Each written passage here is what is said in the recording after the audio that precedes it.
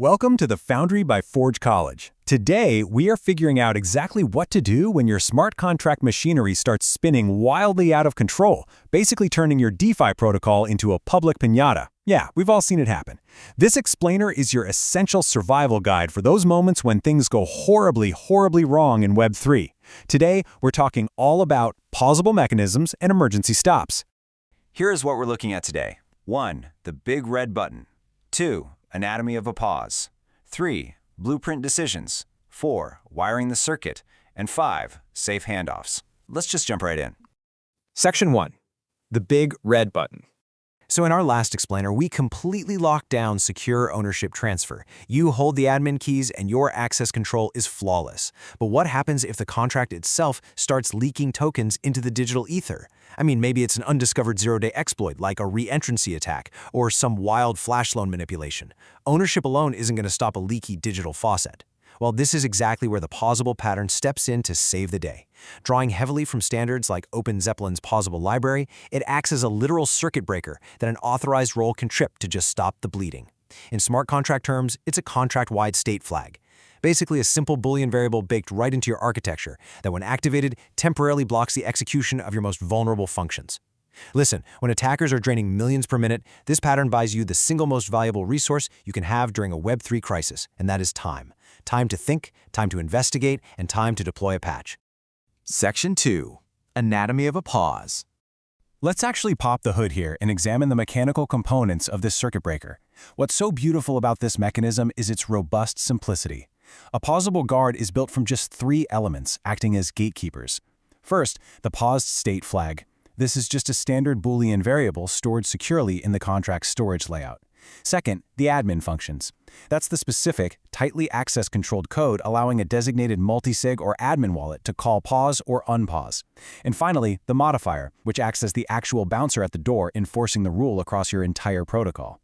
Think of a modifier like when not paused as a heavy-duty padlock wrapped around your critical function headers. Before it lets a user withdraw funds, liquidate a position, or mint a new token, it strictly checks that Boolean flag in the contract state. If the flag says the system is paused, that padlock stays permanently shut and the transaction is immediately rejected with a revert error.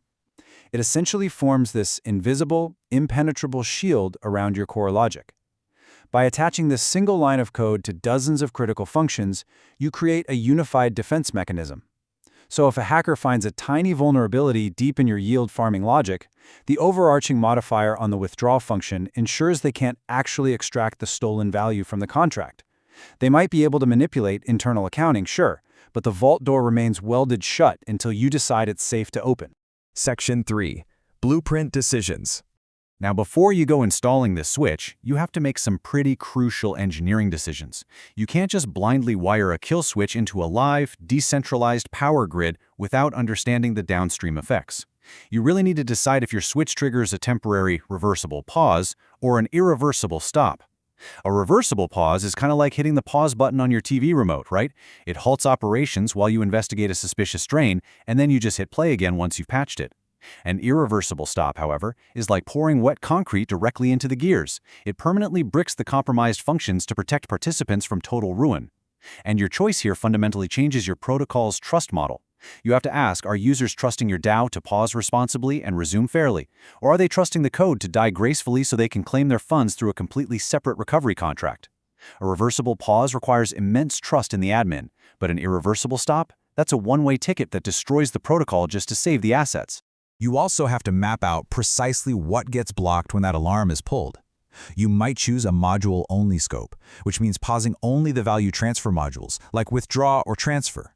This means users can still read data, verify their balances, maybe even vote on emergency governance proposals, but the money itself stops moving. This is great for minimizing disruption.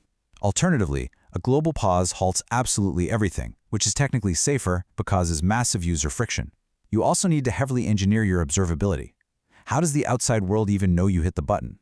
Because if you don't make the pause highly visible on-chain, you're going to create widespread panic as user transactions mysteriously fail with zero explanation. Good engineering means balancing maximum safety with maximum transparency. Section 4. Wiring the circuit. All right, let's look at how we actually wire this logic into a live deployment to create a secure operational timeline. Picture this sequence during a live fire exercise. Step 1. A normal user calls a protected function. Everything runs smoothly, tokens are minted, and the protocol functions exactly as intended. Step 2. Your off-chain monitoring bots suddenly smell smoke.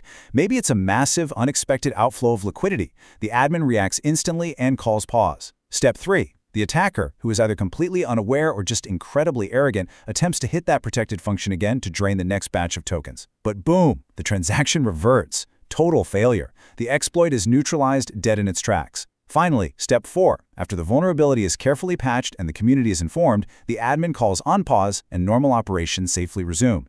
This proves that a well-wired red button isn't just theory. It actively and aggressively defends your protocol when things get real. But hey, here is an absolute golden rule of Web3 engineering. You must always remember to broadcast your state changes on-chain. By emitting standard paused and unpaused events, you ensure that off-chain monitoring tools, aggregators, block explorers, and front-end interfaces know for a fact that the system is deliberately halted. Listen, pausing a contract silently is exactly like turning off all the highway lights without putting up any road signs. You are absolutely going to cause massive, cascading car crashes in other decentralized protocols that rely on your data. If a lending protocol doesn't realize your decentralized exchange is paused, it might execute erroneous liquidations based on stale Oracle data. Emitting events is the decentralized equivalent of sounding a loud, clear siren so the rest of the ecosystem can safely pull over. Section 5. Safe handoffs. Finally, we need to connect this circuit breaker back to the core theme of this module, which is access control. We've got to ask a genuinely terrifying security question. Imagine the alarm bells are ringing, the contract is paused, and an active exploit is being mitigated. The community is panicking. What happens if the person holding the admin keys changes right in the middle of all this chaos?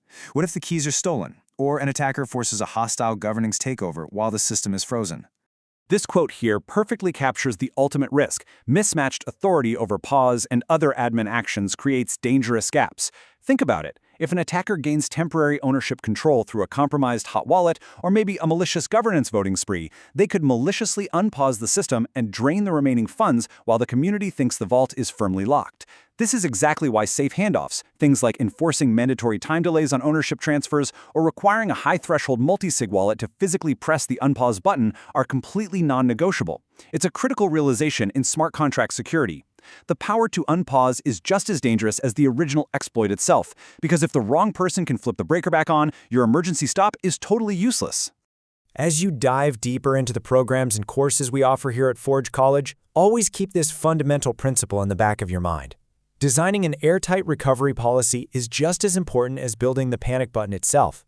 You aren't just writing a simple true or false statement here. You are engineering the emergency response protocols that will literally dictate whether your project survives its worst day or ends up as a permanent cautionary tale on crypto Twitter. A big red button is only effective if the team knows exactly who is allowed to push it, when they should push it, and how to safely reset it once the danger has passed.